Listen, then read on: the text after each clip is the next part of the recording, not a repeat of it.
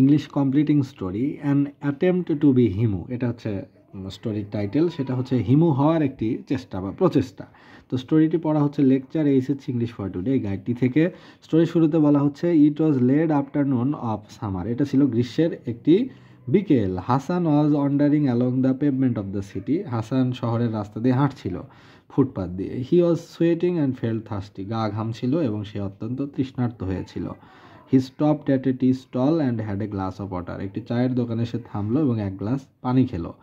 He came out of his hostel in the evening and made up his mind not to go back that night, সে hostel থেকে সন্ধ্যায় বেরিয়েছিল এবং ভেবেছিল যে আজ রাতে সে বাড়ি যাবে না, সে হোস্টেলে যাবে না। He wanted to be the Himu of Humayun Ahmed, সে হুমায়ুন আহমেদের যে অনবদ্য সৃষ্টি হিমু, এই যে বোহেমিয়ান যে একটা ক্যারেক্টার, অর্থাৎ ভবঘুরে স্বভাবের একটি চরিত্র হিমু, যে সংসার করে না, কোনো নিয়ম মানে না, সেই চরিত্রের আদর্শ অনুসরণ করে সে ভাবলো আজকে আমিও ফিরবো না। He wanted to see the condition of the city at night, সে রাতে শহরের যে প্রকৃতি অবস্থা সেটি দেখতে চাইল। He walked around the station area and the nearby slum, সে স্টেশন এরিয়াতে ঘুরলো, স্থানীয় বস্তিগুলোতে হেঁটে বেড়ালো। He keenly observe the condition of the helpless people and the railway porters living in the station, সে অত্যন্ত তীক্ষ্ণভাবে পর্যবেক্ষণ করলো এইসব অসহায় মানুষের জীবন এবং রেলওয়ে প্ল্যাটফর্মে শুয়ে থাকা সেই কুলি দিন মজুরদের জীবন কীভাবে অতিবাহিত হয় সেটি সে পরখ করলো। He noticed some under aged boys porting the luggage of the passengers, সে দেখলো যে অনেক অপ্রাপ্তবয়স্ক ছেলেরা তারাও ওই কুলির কাজ করছে। He also observe the trains arrival and departure, ট্রেনের আসা, ট্রেনের প্রস্থান, এগুলোও সে লক্ষ্য করলো। He saw many people coming and going, দেখলো অনেক মানুষ আসছে, অনেক মানুষ যাচ্ছে। At midnight Hasan was walking along the big streets of Dhaka, রাতের বেলা হাসান শহরের বড় বড় রাস্তা দিয়ে হাঁটছিল।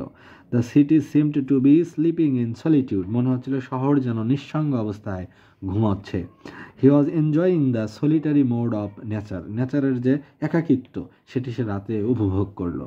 হি was thinking about the lofty sky and the twinkling stars in it, অর্থাৎ সে যে প্রকাণ্ড আকাশ, মাথার উপরে বিশাল আকাশ, সেটি সে দেখলো এবং জলমান যে তারাগুলো ছিল সেগুলো সে অবলোকন করলো। At on moment he scared as he felt somebody following him, হঠাৎ করে সে ভীত হয়ে গেল, ভয় পেল, কারণ সে দেখলো কেউ একজন তাকে অনুসরণ করছে। He could not look behind, সে ভয়ে পিছনে তাকাতে পারছিল না। Suddenly he heard someone asking him to halt, সে পিছন থেকে শুনতে পেল কেউ একজন তাকে বলছে যে দাঁড়াও। It was quite thrilling to him, এটা তার কাছে ছিল বেশ একটা রোমাঞ্চকর, ভীতিকর। He could not but stop and saw a group of patrol police coming up to him, সে তখন দেখলো যে একদল পুলিশ সদস্য তার নিকট এগিয়ে আসছে।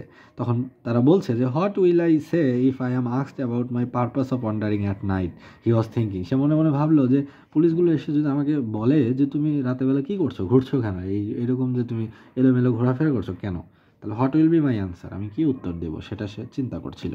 হি did not know how deep the night was because he had no watch with him, সে জানতো না যে ঠিক কতটা গভীর হয়েছিল রাত, কারণ তার হাতে কোনো ঘড়ি ছিল না। At last the policeman came up to him and took him to the police station, অবশেষে পুলিশ তার নিকটে আসলো এবং তাকে পুলিশ স্টেশনে ধরে নিয়ে গেল।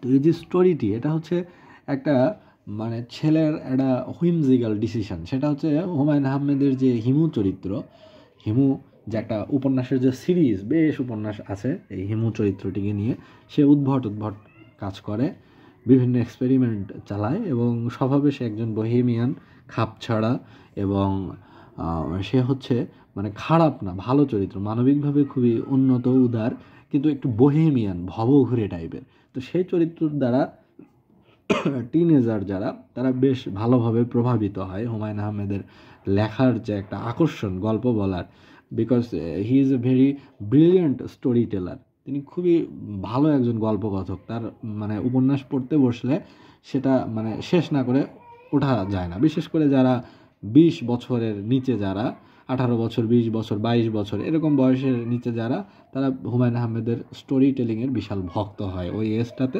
খুব হুমায়ুন আহমেদের লেখা টানে। তো সেরকম একটা ছেলে ওই হিমু চরিত্রের দ্বারা প্রভাবিত হয়ে সে ভাবলো যে আজকেও আমি হিমুর মতো ঘুরে ফিরে বেড়াবো এবং আমি কোনো ডিভাইস নিব না, আমার কাছে কিছু থাকবে না, আমি শুধু একটা জুতো পরে, একটা জামা পরে, একটা পাঞ্জাবি পরে, গেঞ্জি পরে আমি বেরোবো এবং আজকে রাতে আমি ফিরবো না, দেখবো ঢাকা শহর কেমন, দেখি আমার কি হয় এবং শহরটি কেমন সেটি আমি রাতে অবজার্ভ করব। তো ঘুরতে ঘুরতে সে এলোমেলোভাবে ঘুরছে, বিভিন্ন কিছু অবলোকন করছে। অবশেষে পুলিশ, তার মনে হলো যে কেউ একজন আমাকে পিছন থেকে ডাকছে। তো সে খেয়াল করলো যে এটা আসলে একদল পুলিশ চৌকি রাতে শহর টহল দিচ্ছে, পাহারা দিচ্ছে। একটা ছেলেকে এলোমেলোভাবে ঘুরতে দেখে তাদের কৌতূহল হলো, তারা তাকে ডাকলো, থামতে বললো। সে থামলো এবং মনে মনে ভাবলো আমি আসলে কি উত্তর দিব, কারণ আমি তো আসলে উদ্দেশ্যহীনভাবে, এইমলেসলি আই এম ওয়ান্ডারিং, আমি ঘুরছি। তো অবশেষে পুলিশম্যানরা তার নিকটে আসলো এবং তাকে ধরে নিয়ে পুলিশ স্টেশনে নিয়ে গেল। তো স্টোরিটি এখানেই শেষ হচ্ছে। এখন এরপরে কি হবে সেটি এখানে বলা হয়নি। তো এই যে কমপ্লিটিং স্টোরিটি, এটি পড়া হলো লেকচার 8 ইংলিশ ফর টুডে এই গাইডটি থেকে।